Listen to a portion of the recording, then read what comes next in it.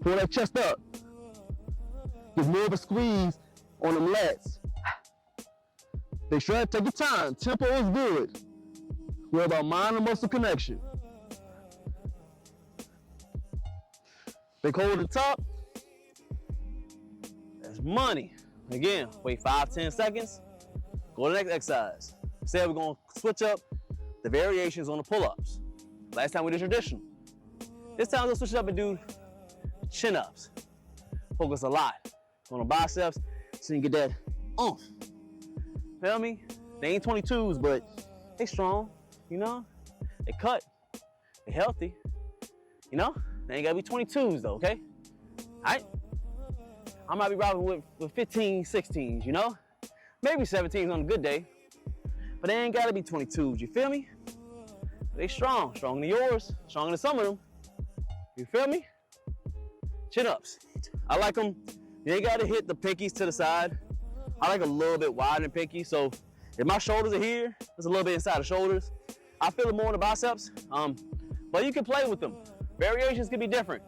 Different variations will hit different parts of your muscles. There's so many muscles in your body. So just switch them up. I'm just saying I'm doing this variation just for the day. Some days switch it up. It all depends. Make sure that battery is going because I don't know if it's still good, you know? And can you tilt the lens down so it doesn't be in the sun? Yeah. Oh, dang. What's wrong? There you go. I mean, that's cool. How I still look because you move the camera a little bit. Still straight? Oh, we money then. Hit that like. We're gonna get these pull-ups though. Appreciate everybody coming through. Double tap that screen, man. Look forward, hey, channel merch. Hey, yo, hit that. Thumbs over. What is a thumbs over, man? Rewind live. All right. So we're doing chins now. I think the battery been going how long? We get money, 13 minutes, not bad. So chins, we pulling, this one's different. We're not worrying about pulling towards the chest. I want you to pull all the way up to the chin. So I want you to get that squeeze at the top on the biceps. Same way you do with curls. On the curls, I want you to come on squeeze when you have the biceps, right? I mean the dumbbell curls, squeeze. Same thing with the chin-ups. I believe chin-ups are better than dumbbell curls. I said it. In some instances, I think chin-ups are better than barbell curls. Some people can argue with me, some people agree with me, some people will say I'm wrong. It all depends on the person, but I believe that it's just, it makes sense. Maybe doing chin-ups, of course you're most likely doing more weight when you're doing chin-ups. I mean, people can weigh, 100 up to, 300 pounds, but depending on your weight, that's what you're curling most of the time. You can subtract a little bit because you ain't gonna weigh, you weigh 160, you're not gonna curl up your whole 160, of course. Maybe you're curling like 110, 120. Can you, most of the time, can you go in the gym and curl 120? No, but you're able to do chin-ups, and that's 120, right? It's all about having as much mass on there and as much weight so it can stimulate that muscle and grow. So I would say chin-ups are awesome for your biceps, man. I argue sometimes they may be better. Some people agree, some people don't. But once you get to that point and you get good at them, high reps, good tempo, mind and muscle connection, and you're throwing on that weighted vest or the weight around your waist, and you're putting that 25 extra 45 on you, man, there's so much stimulation on your biceps, they're gonna have no choice but to grow. Make sense? So we're gonna go ahead and get some chin-ups. About a little bit wider than chin. I mean, a little bit wider than, closer than your shoulders. All the way down, all the way up. Boom. Strong line. And you see I'm just pulling straight with my arms. I'm not wiggling around, everything is tight. So I can only feel the biceps. Feeling good, one more. You look good. As you get those 3, like I said, wait about a minute and a half, you're feeling good. We're gonna go to the next set, okay? We'll get one more, and we're gonna go ahead and talk a little bit. We'll get that verse of the day. We'll get that talk of the day.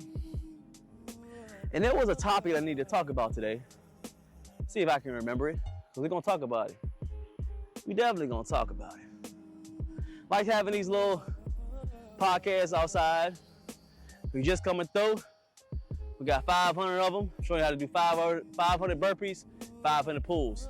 We're going between pulls for the Australian rows, or just regular rows, or horizontal rows, whatever you want to call it, as we're doing and we got pull-ups. So variations of pull-ups. Make sense? We're doing horizontal and vertical pulls. That sounds a little bit better, okay? Hit that like. We're gonna roll again in about 20 seconds. Then we're gonna get a little talk in today. Hit that like button for me. Oh yeah, with it. Appreciate everybody coming through. Hit that like for me, man. Looking good, looking good. 1,000 likes on TikTok. Appreciate y'all, man. Appreciate it. Hit that like. All right, 10 more seconds. How you feeling?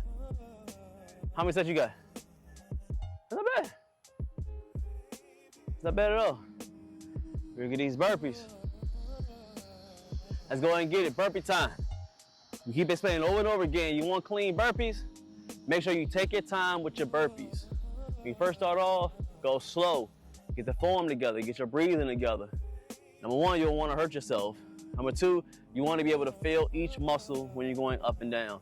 You want to be able to feel what you're actually working on.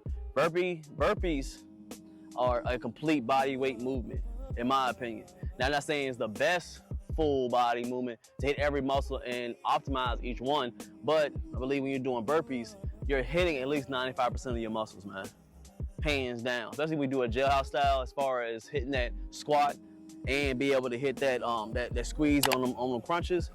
I mean, that set is just phenomenal. I mean, it cuts you up, cut some calories, so in the end you can burn more fat. Helps with that cardio health, keep you healthy of your heart. There's so much blood and so much oxygen going through your body. It has no choice but to always produce more and clean blood through your body. White blood cells, all that good stuff, you feel me? So it's awesome. It keeps you nimble, keeps you moving, because you have to have that agility to keep pushing yourself up, staying in lock, and boom. And I keep saying and because there's a lot of them. It's that mental health. It's that mental stability. It's that mental strength to just keep going when you're out of breath and you keep on moving up, down, up, down. You gotta fight mentally to do that, because your body can keep on going.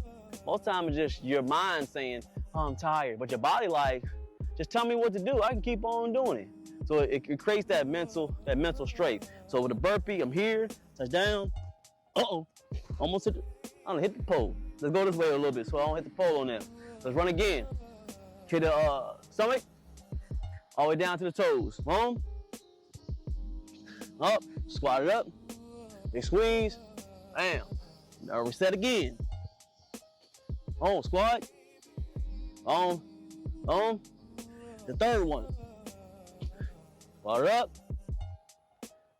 Make sure you squeeze it each time. You don't go too fast to the point where you're not feeling the muscles. You don't go too slow because you're not getting that cardio in.